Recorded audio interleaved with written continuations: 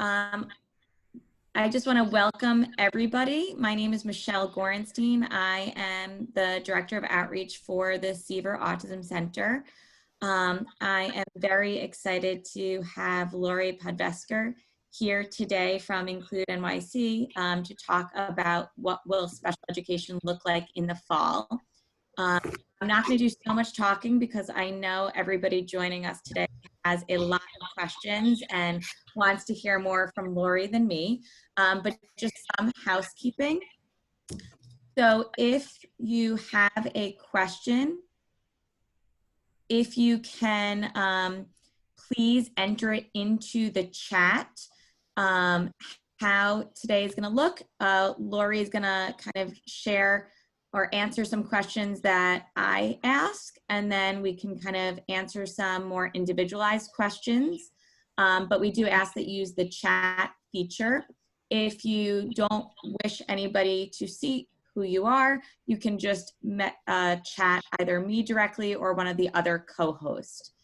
If you would like to remain anonymous the entire time, we ask that you turn off your video, and also you can change the name that appears in your Zoom box by clicking the upper corner of the box and kind of changing your name that way. We also ask that if you have other ideas for future webinars that you're interested in hearing about, use the chat feature and let us know. For those that have joined us previously, this is our 12th webinar that we've done since COVID-19. We also have uploaded either our slides or webinars onto our website, and the last slide of today's presentation will include that website, as well as information about IncludeNYC's contact information and their program. So without further ado, I would like to introduce Laurie Padvasker. Laurie coordinates the implementation of IncludeNYC's policy work in the education and developmental disability system. She has taught general and special education in a variety of urban settings and has a master's degree in education from Brooklyn College. She's also the parent of a teenage son with intellectual disabilities who attends a District 75 program.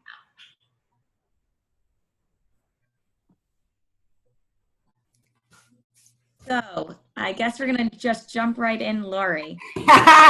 Thanks so much, Michelle, and thanks to the Seaver Center for having Include and having me. It's nice to be here. I also see some friends that are with us. Hi, Margie. Right on.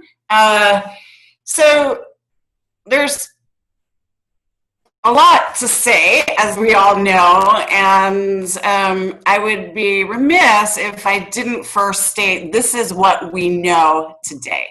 All of us have been bombarded with information at a speed the past few months unlike any other time in recent history. And you know, there's cycles of news, and right now we are in a big cycle of education-related news from the state. And for those who don't realize this, it's the state who really controls a lot of education, and especially in New York City. And the state oversees over 700 school districts. And despite the size of New York City, meaning that it is the biggest school district in New York, the country, and probably the world, we're still considered one school district in New York, just like Scarsdale is, which is this big and generates a lot more tax revenue. So I say that because the governor made an announcement on Monday about what the state's plan is for reopening schools, and I should say if and when schools reopen. And through his announcement came some guidelines through the State Department of Health with schools reopening. And yesterday, the State Education Department came out with guidelines.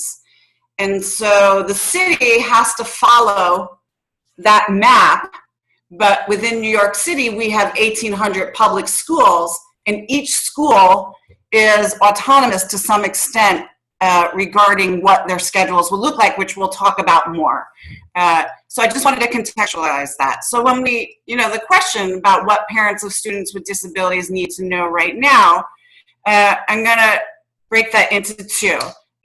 So for myself as a parent of a 17-year-old colorful guy who attends the District 75 program, who's nonverbal, cerebral palsy on the spectrum. He's a hot mess, and I love him so. And he, thinking about this question in relation to him, I think now is a really good time for people to look back on the past few months. And, that first month or two, I know for myself, some of it is a blur because it was very traumatic.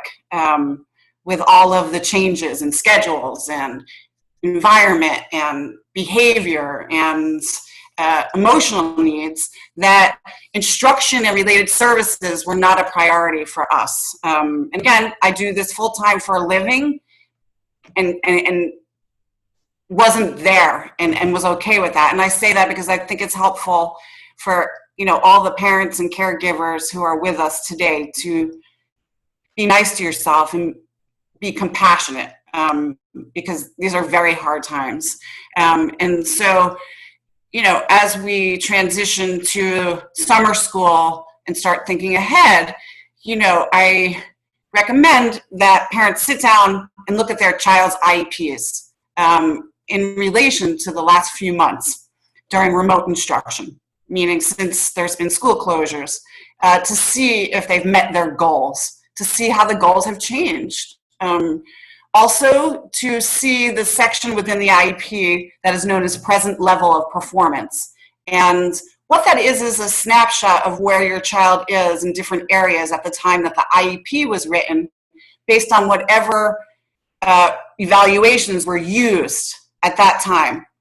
And the reason why it's important is because I feel, both personally and professionally, that there is a high probability that most of our kids' needs have changed as a result of not being in school. And when I say change, it doesn't necessarily mean that it's for the worse. And it's definitely not black and white. And I know as a parent, I've kind of been surprised at the things that my guy can do that I had no idea. But being with him so much, able to see the light in some ways, which has been very comforting. And on the flip side, I think I've said to myself at least 10 times a week, I'm failing this guy. He's not in the right program. He can do so much more. And I know that other people have to have those feelings and thoughts themselves too. That being said, our kids are not entitled to automatically be reevaluated if and when school buildings open. But I would recommend to parents that they ask for an evaluation in an official ask, meaning in writing. And that is something that we can help parents with at Include. And it's writing a letter to the school administrator with basic information like the birthday, the ID number in New York City, asking for your child to be reevaluated. And I'm oversimplifying because we don't have time, with one or two sentences why. But basically, we want to make sure that IEPs are written in a way that they reflect the needs. And for a lot of our kids, especially, kids with developmental disabilities, including mine and kids in District 75 programs, there's been a lot of regression, and I've seen it more in skills and not necessarily academics, although I see that too. Very basic stuff I've seen change and go backwards, but it's appropriate social skills. It's, not knowing where to be physically because the environment has changed. The sensory needs of my guy have completely changed. And the noises and all that plays into how well he can receive instruction. And so I'll stop with that. So that's the looking back. And moving forward, I think that, you know, families need to be aware that there are a lot of unknowns at this particular time. And in the city, you know, for traditional public schools, including district schools, meaning non-District 75, Districts 1 through 32, and District 75, that schedules are going to be determined by individual schools. And parents are going to have to let schools know, beginning, actually yesterday, starting yesterday through August 7th, parents can let schools know if they would like for their child to receive instruction full-time remotely, or they would like to go in person. And families will have the choice at the end of each quarter to change that if they choose to. And we do know that most students will have the option of going to school for in-person instruction and services 1 to 3 days a week. For kids in District 75 programs, there's about 420 District 75 programs in the city. There's about 60 different District 75 organizations. So each of the 60 or so organizations has multiple sites. That the schedules that District 75 programs will use will be 1 week on and 1 week off in person. And that's different than community schools. The other thing is that District 75 schools and administrators will have the option of identifying some students to come every day for in-person instruction. I want to acknowledge that just because your child goes to a District 75 school and they may be offered the option of going to school every day in person, families have the choice to not do that and continue to receive instruction and services remotely. Now, there's been a big push in the advocacy community as a whole that in-person services and instruction is best. And as a whole, I personally agree, but I want people to know there is no right or wrong thing to do. It's how you feel about your kid, and your feelings aren't right or wrong, and that everybody has different situations and variables and circumstances to consider, and childcare is huge in relation to what this looks like, as well as busing. The busing question comes up over and over and over again. The governor did say on Monday that social distancing must be in place for busing. Masks must be worn 6 feet apart from each student. So nobody knows what that looks like. The city has also said they're working on alternate plans for the fall with busing, because over the summer there is no busing anywhere. But in the fall, there's going to have to be some kind of transportation provided, because a lot of people, especially families with kids in District 75 programs, kids don't go to school in the same neighborhood they live in, which, don't get me started on the segregation part of that, because I'll just go off, so I won't. But, you know, Metro cards will be offered, and there's been some talk on MTA being utilized differently, which, in my opinion, could be maybe the city will use city buses. Not because they're big enough. Space and safety are going to be the two biggest concerns for everything. And then I think the third thing is social, emotional learning, which we can talk about in a minute too. But also, the city is exploring contracts with for-hire drivers, which means Uber and Lyft and services like that, because the TLC, which is the city's taxi and limousine commission that oversees the regulations for these drivers, about a year ago required that 20% of all the rides through these for-hire drivers are accessible. And so it doesn't mean that 20% of the fleet is accessible. It means that 20% of all rides. So that naturally means the number of drivers who are certified as being accessible is greater. And so that may be a pool of transportation options that the city may tap into. Reimbursement may be another area. Like during the bus strike in 2013, for any of us who are lucky enough to be around then. I'm being sarcastic, yeah. So how can parents best advocate for their children during school closures? So, you know, there's all different kinds of advocacy. And one of the things I think is most important and definitely challenging no matter who you are, is to have good relationships with your school and your child's teacher and the therapists, and to be as organized as you can, meaning, you know, what related services is your child mandated for? What are they receiving? Taking notes on what is working and what isn't working.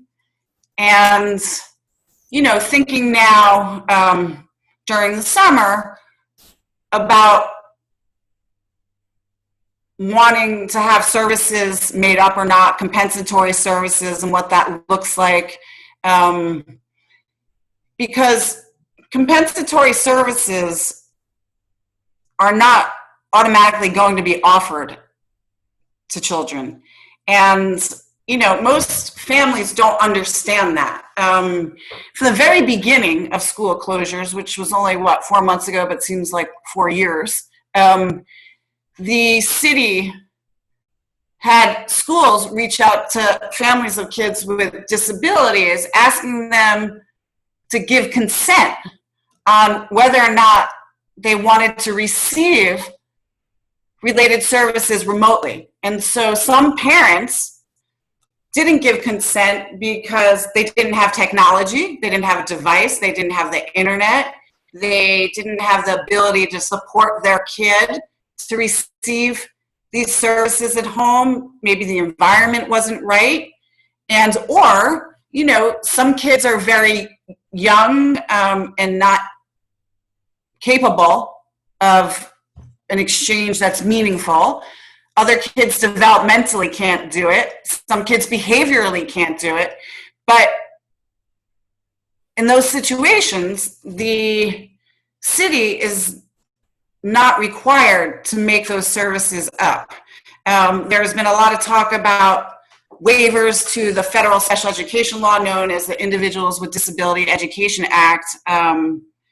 And there has been guidance from the U.S. Department of Ed, the Office of Special Education, OSEP, as well as state ed, and the city gave guidance to schools, which says the law is still in place, meaning that the onus, the responsibility is still on the federal, state governments, as well as the local school districts, which here is New York City, to evaluate any kid who has a disability or a suspected disability, to have a meeting within 60 calendar days, to develop an IEP if they meet the criteria, to provide the services. But the big kicker is flexibility. So if and when those services happen. And so for families who know they want to seek out compensatory services, you should start thinking about having a conversation with your child's school very soon, within the next couple of weeks.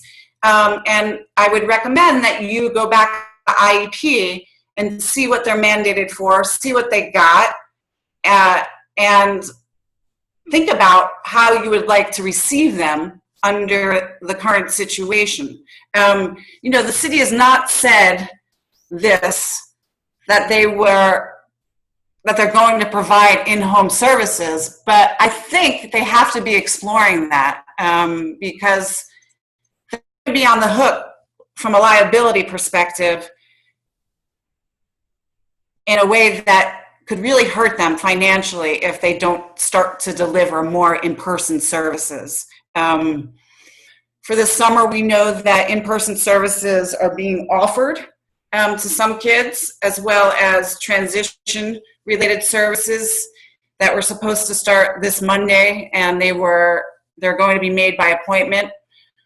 I do this for a living. I'm pretty immersed. I don't know one family that is getting this or has heard from their school or has heard from the city about what this process is like, and that's not okay. So that's it. So what is the current status of the city's plan to deliver in-person special education services and instruction this fall?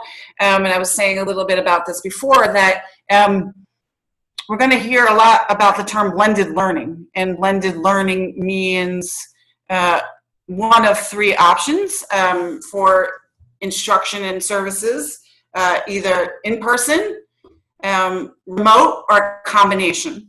And we can count on it 100% that every family will be offered remote services in the fall, that will continue.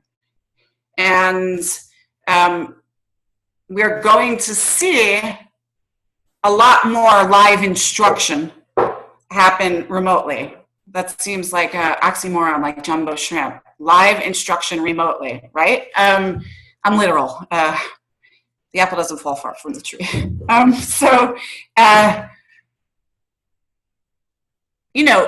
When schools closed up until the end of the school year, as a parent, it was very, very, very hard because my guy Jack wasn't interacting with anybody.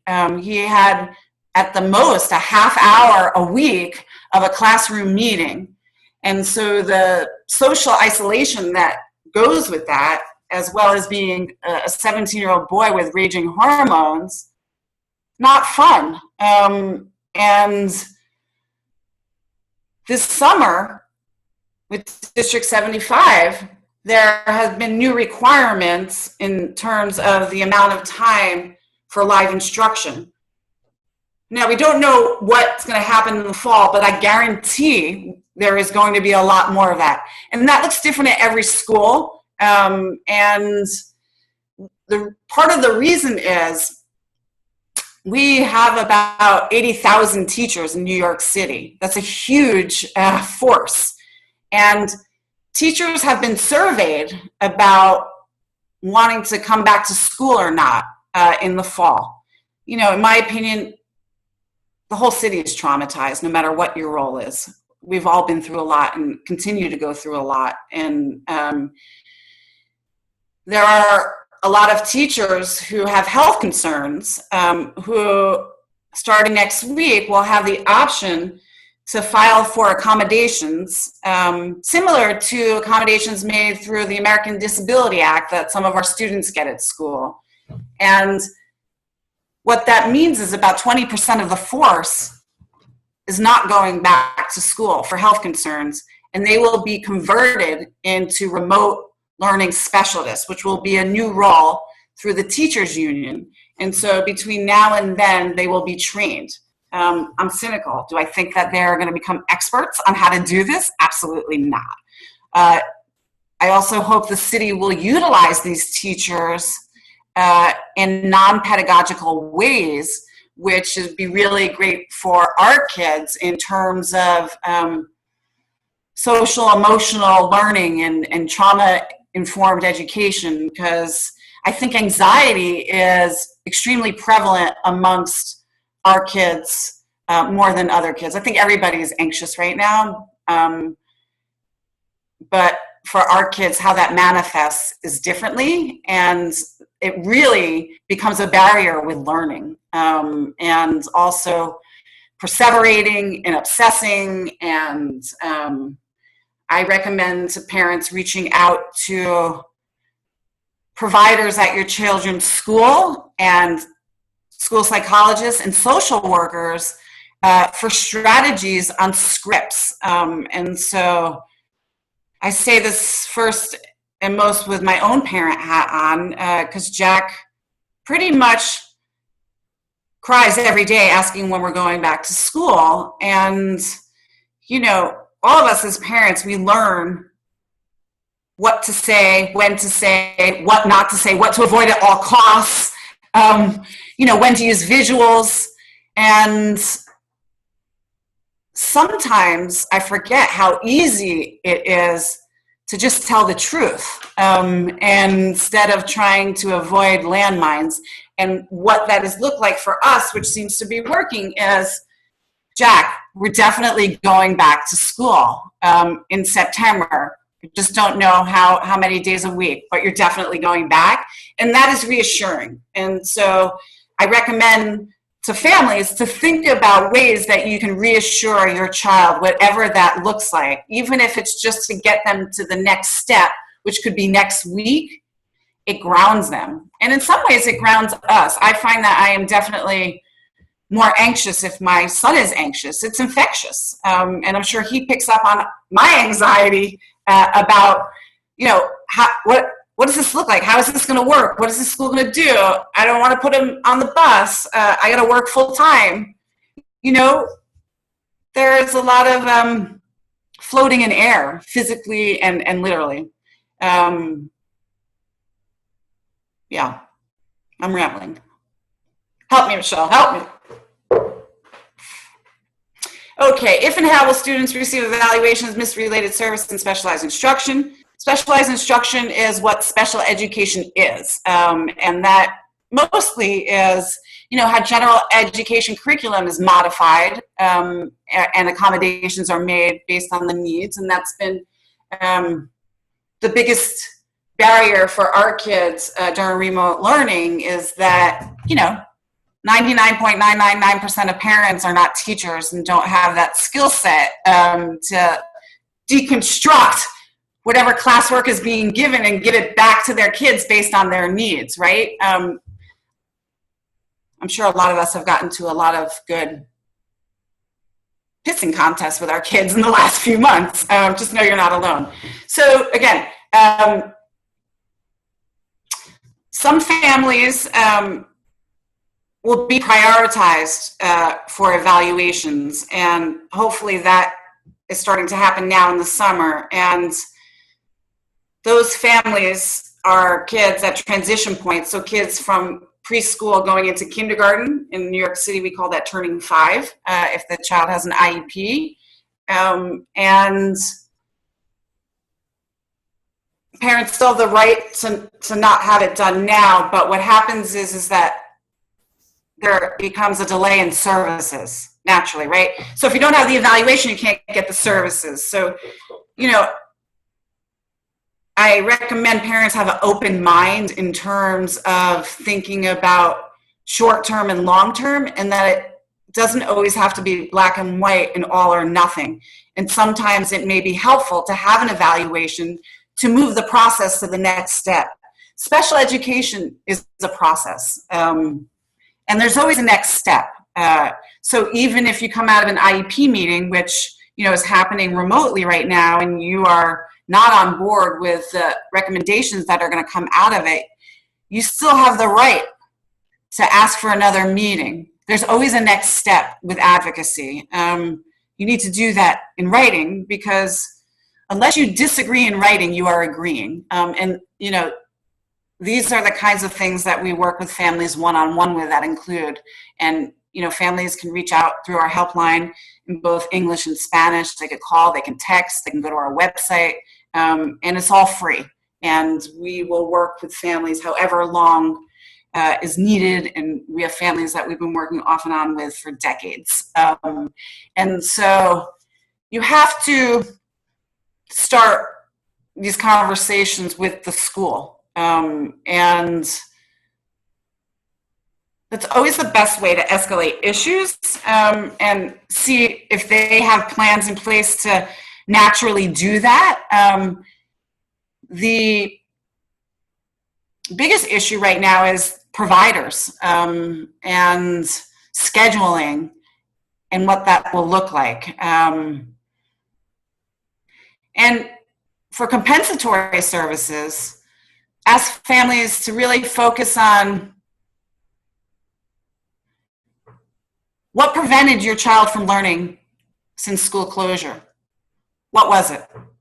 Was it how instruction was delivered? I mean, for many of our kids, the majority of kids with IEPs in the city have learning disabilities or the classification of speech and language impairment, which means that they go to school in local schools and are in bigger classrooms, could be in class sizes of up to 35. And in many of those schools and classrooms during school closures, there was no live instruction. There were just assignments given with due dates. And therefore, there was no opportunity for the curriculum to be modified or broken down based on each kid's needs. And that is a huge problem. And so we can guarantee that there are a lot of kids with IEPs right now who are going to be further behind than they already were. I think evaluation is the place to start and to get an idea in your mind of what your child's mandates are and what they had and what they didn't have.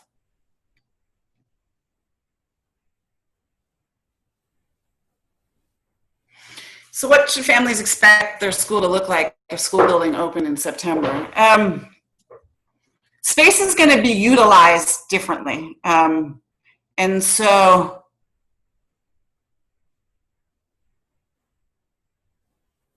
cafeterias are going to be used for instruction, auditoriums, gyms.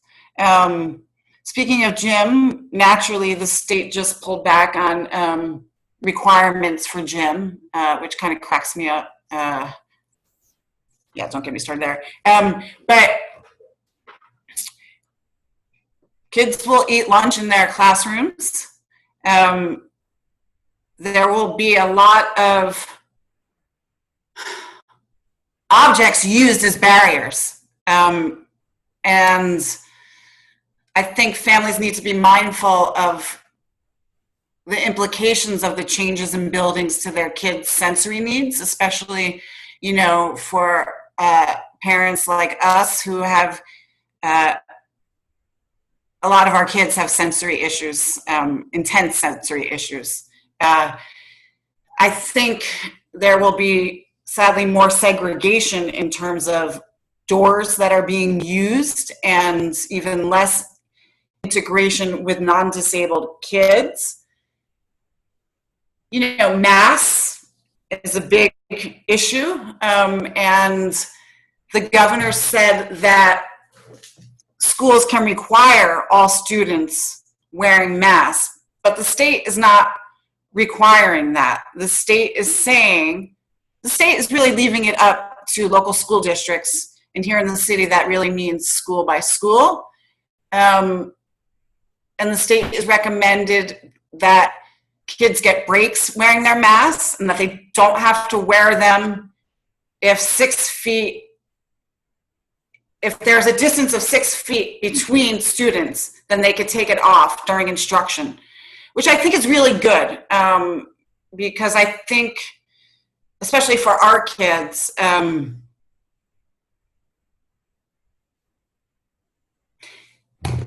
I think a lot of our kids don't feel grounded to begin with, and I think the mask creates more of that not feeling centered, if you know what I mean. And so when they eat, they don't have to wear it.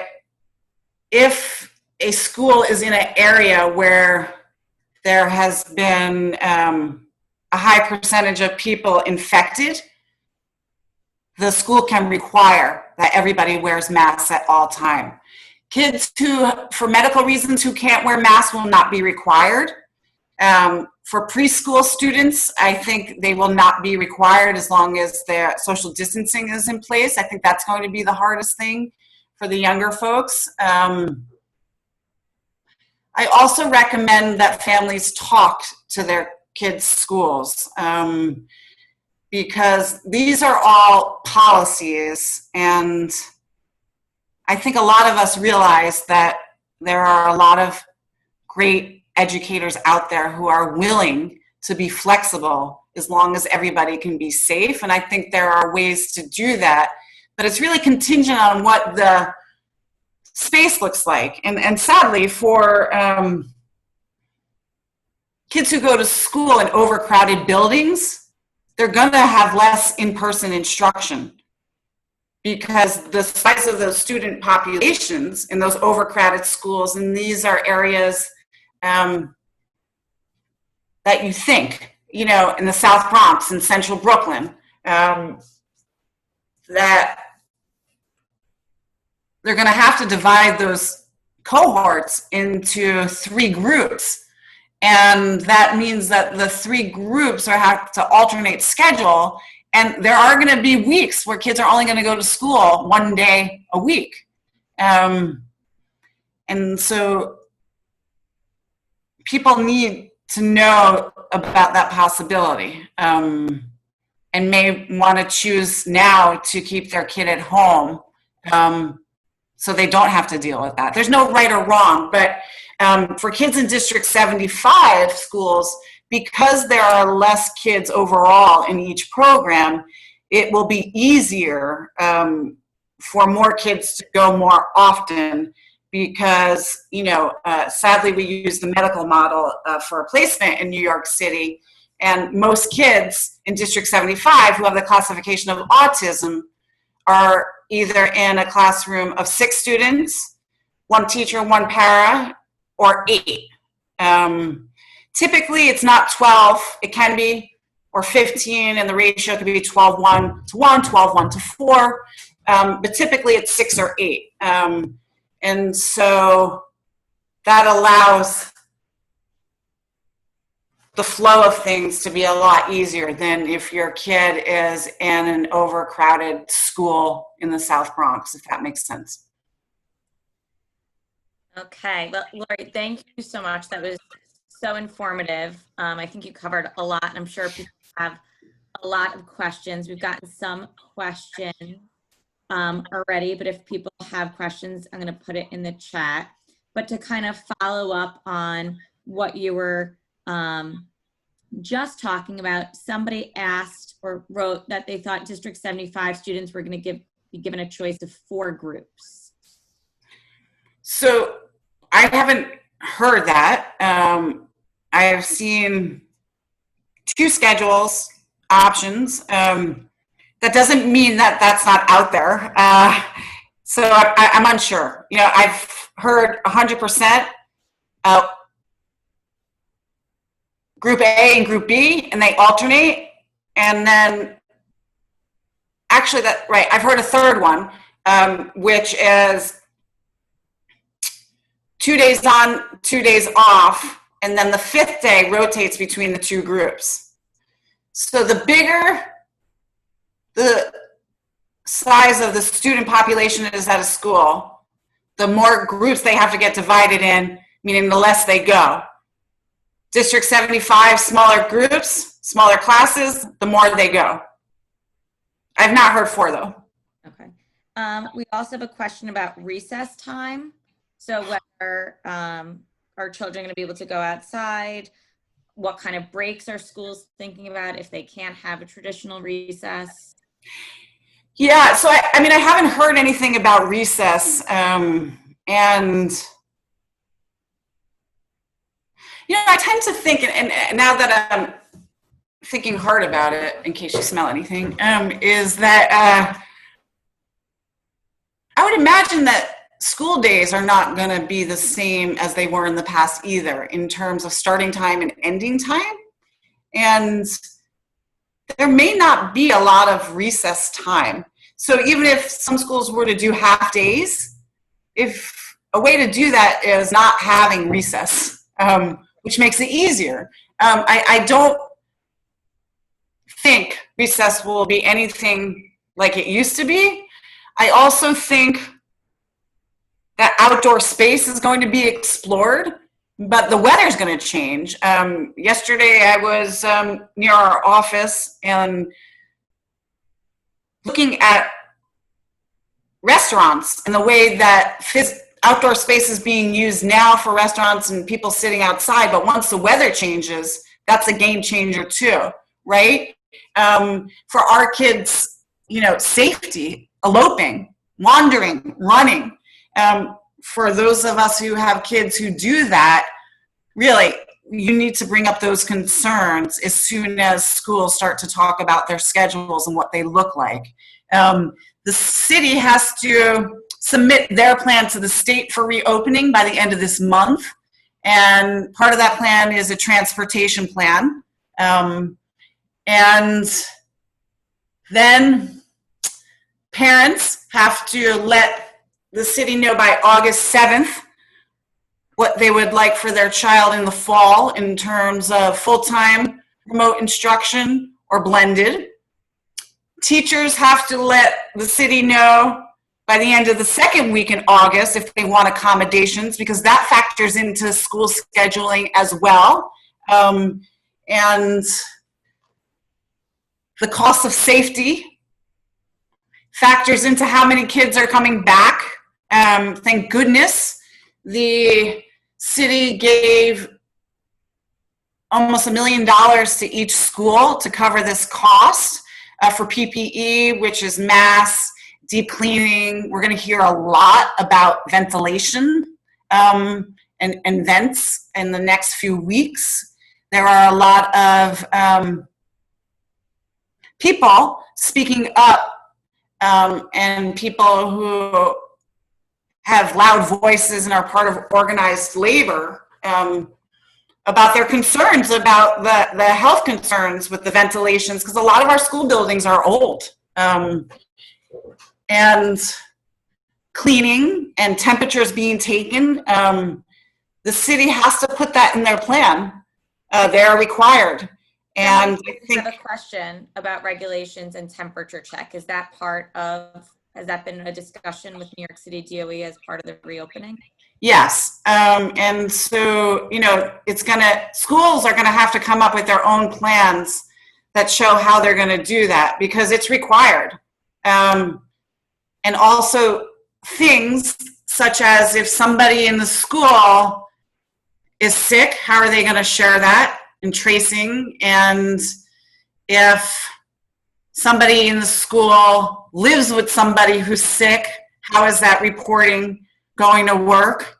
And temperatures, are going to have to be taken, and what that looks like. And schools are going to have to train staff on how to recognize signs and symptoms of illness. And the health screenings are going to be spelled out in the Department of Health guidance. We're going to see what we've already been seeing about schools requiring kids and staff to properly wash their hands and provide supplies. And schools have to develop plans to maximize social distancing wherever possible. And it's going to be really hard. I say that I went back to my office this week, and it is a completely different sensibility now that we all have to have. And as much as we can envision that and think about it, it's completely different when you're in the environment. And with our kids, I think it's going to be harder in some ways. And families should think about, before school starts, once they know what their school schedule is going to be like, of how to share that information with their kids. And encourage everybody to reach out to professionals or organizations like ours, where we don't know a lot of the answers, but we may be able to connect families to people who can help them prepare their kids, and whatever that looks like. For a lot of our kids, it's visuals. For a lot of our kids, it's scripts, showing them videos, doing things together to desensitize them. And I think for our families, we really need to focus first and most on the behavioral aspects and the social emotional aspects of this before instruction. That's just my own opinion, because if we don't do that, instruction isn't even going to happen.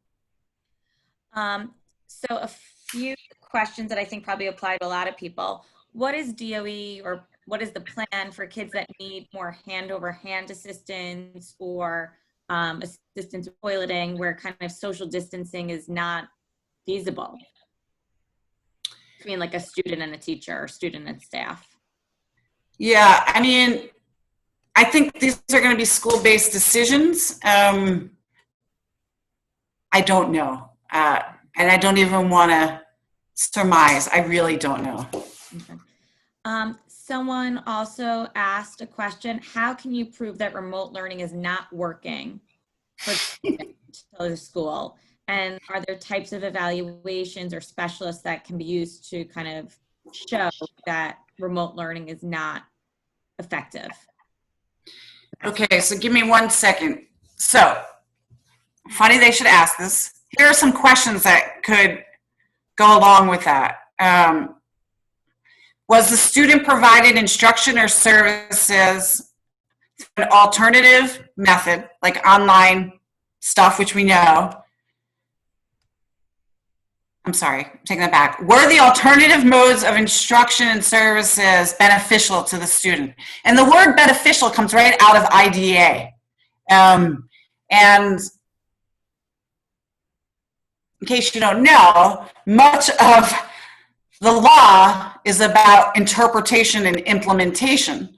And so it matters what families have documented.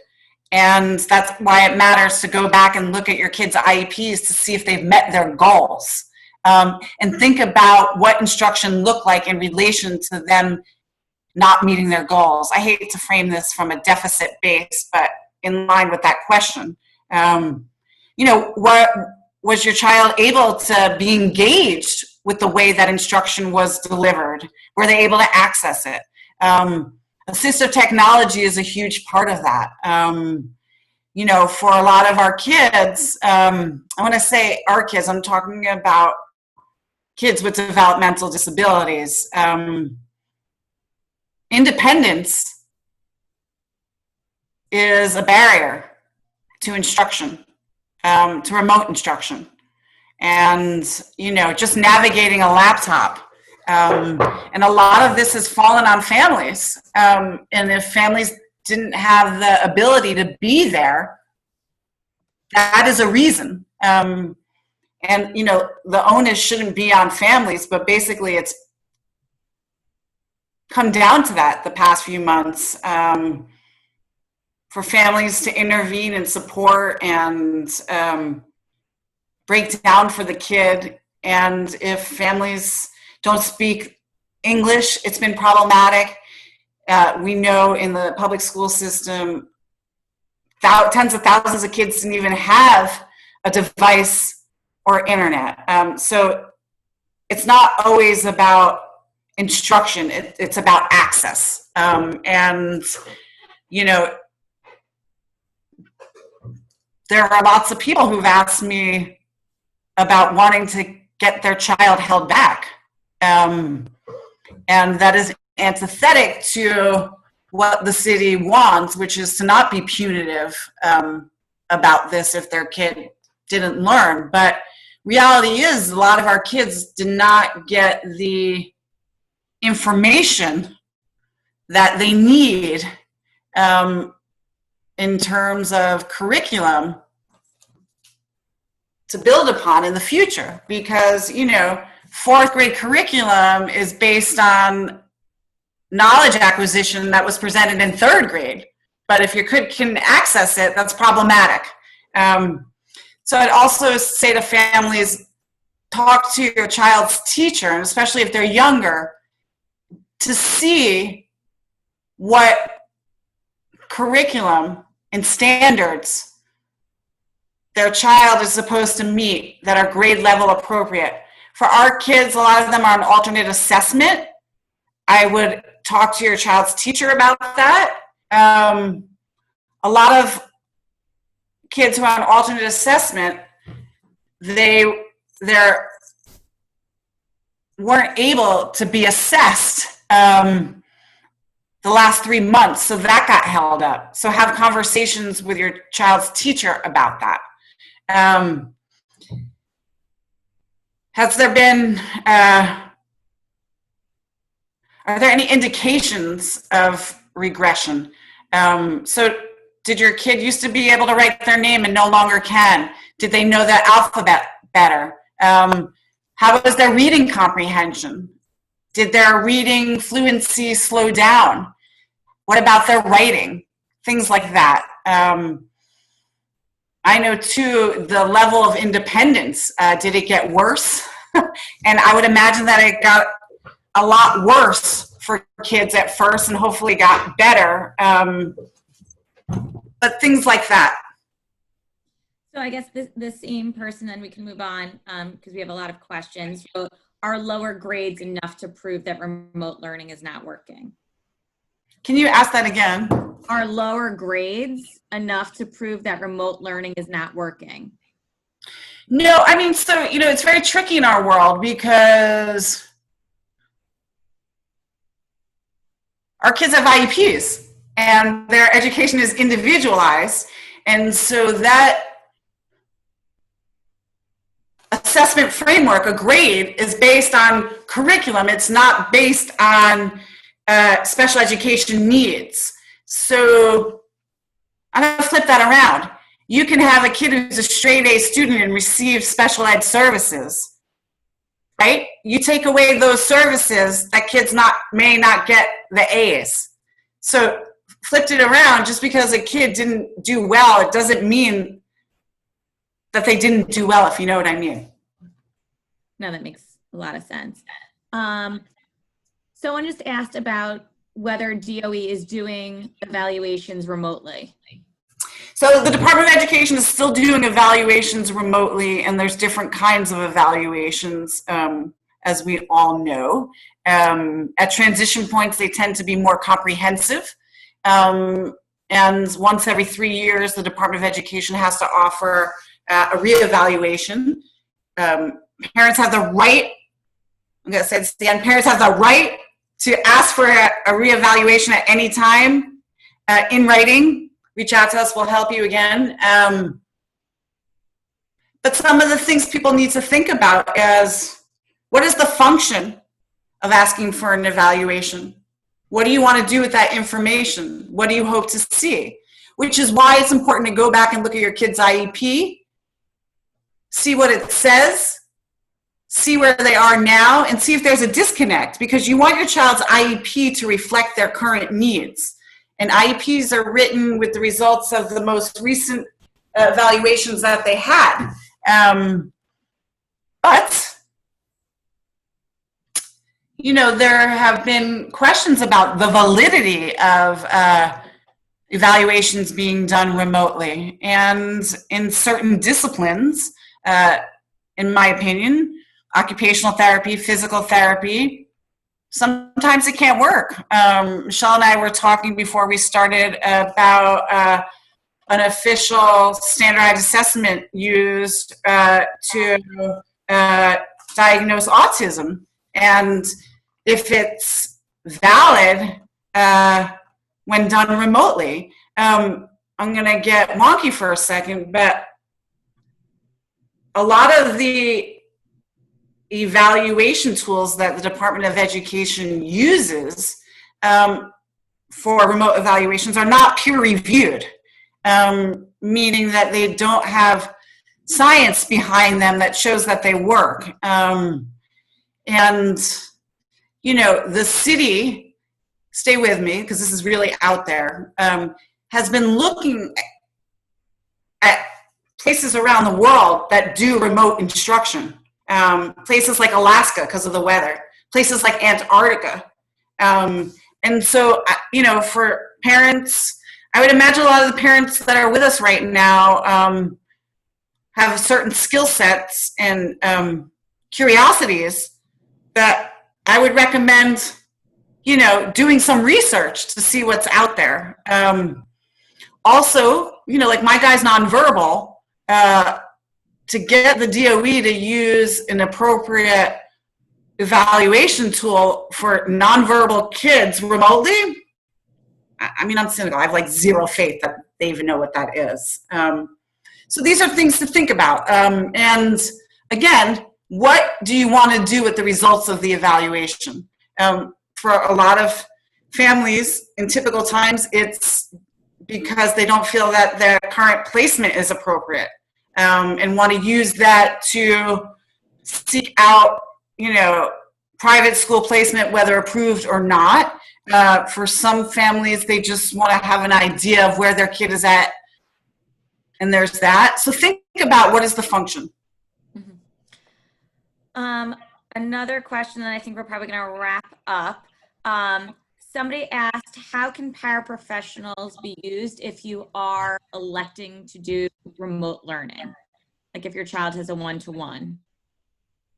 So that there's no one-size-fits-all answer with that. Those are school-based decisions.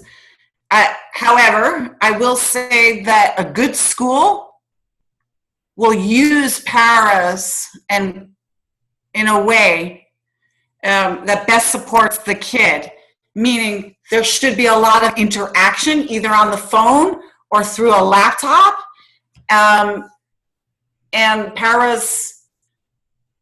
good paras and good teachers will work together and can brainstorm and troubleshoot and should get the families involved in those conversations. I recommend that parents ask for once-a-week meetings, if possible. I think that's within reach. I think people more now than ever before are making themselves accessible, because we're all like freaking trapped at home. Not trapped, I mean, we can go out, but a lot of us are still at home a lot more than we ever were, for safety reasons and with the weather. But a school with good culture should not have a problem with that. Yeah, so I mean, I think it sounds like one of the takeaways is that families should really use the resources in their community and reaching out to the school to kind of partner with them in order to figure out what. Yeah, I mean, I think as a whole, we're seeing a huge shift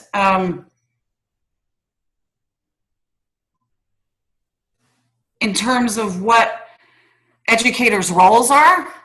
I think it is, and you know, I have really mixed feelings about this because the quality of instruction, especially for kids with disabilities in New York City, is horrible. And so when I think about instruction not being a priority, it makes me sad.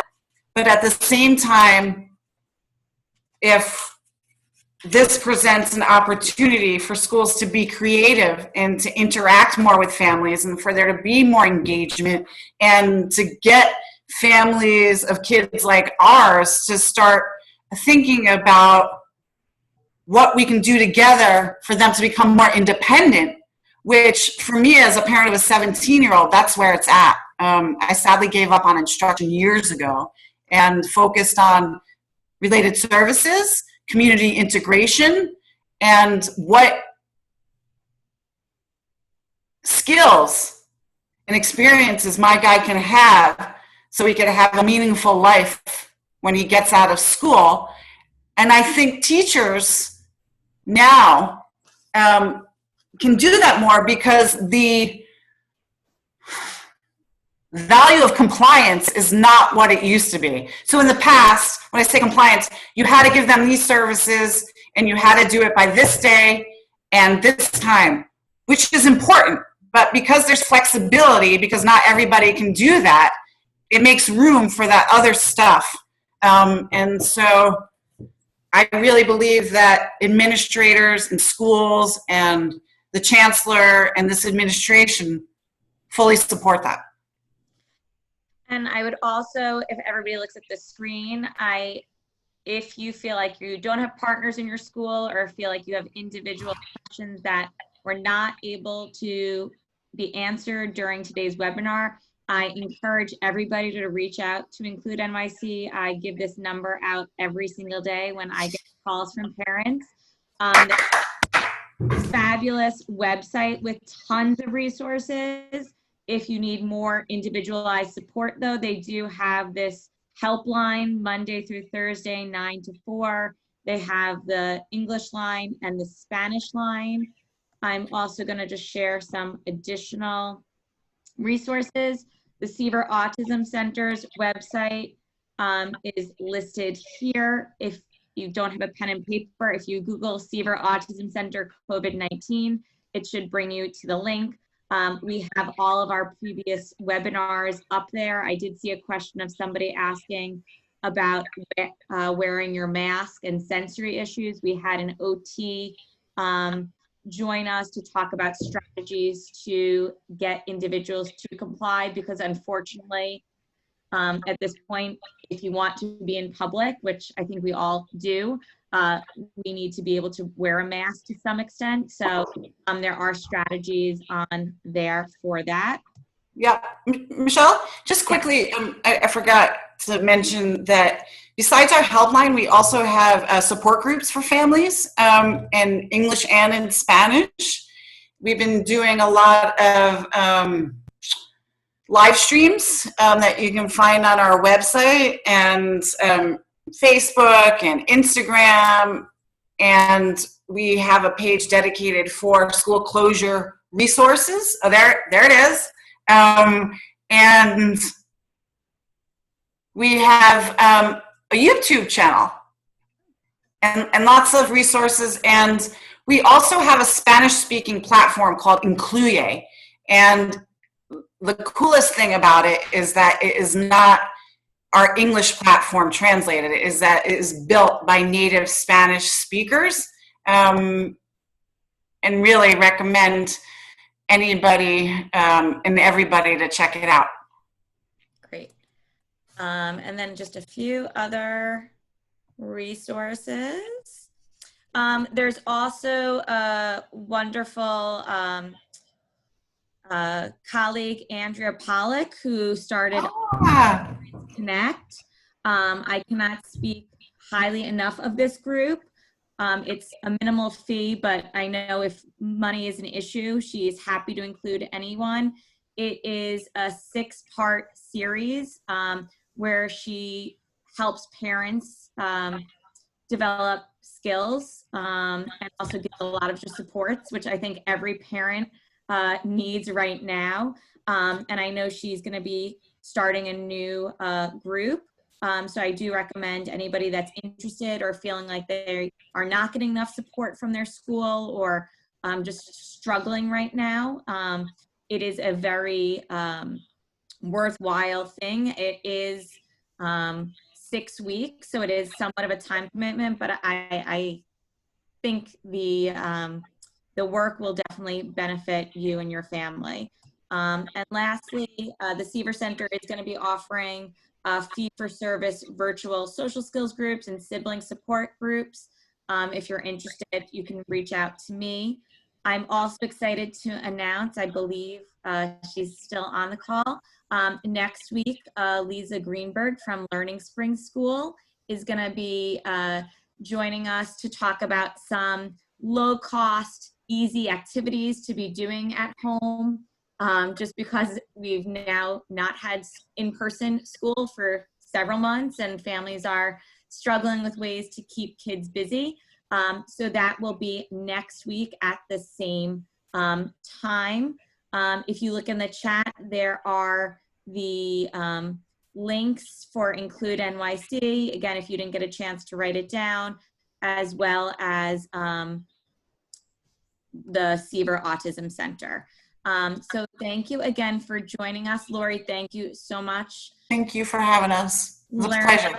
A lot, and hopefully we can have you back as it gets close, because again, as I was saying, I was on a similar call yesterday for my child's school district. The plan today changes with the facts. So this is kind of the up-to-date information right now, but anything that the past 6 months or past few months have taught us is that we all need to be flexible. So again, the Seaver Autism Center is happy to provide this information as the situation changes, and hopefully NYC can come back and update. Yeah. Thank you so much. Take care. Thank you, everybody. Bye-bye.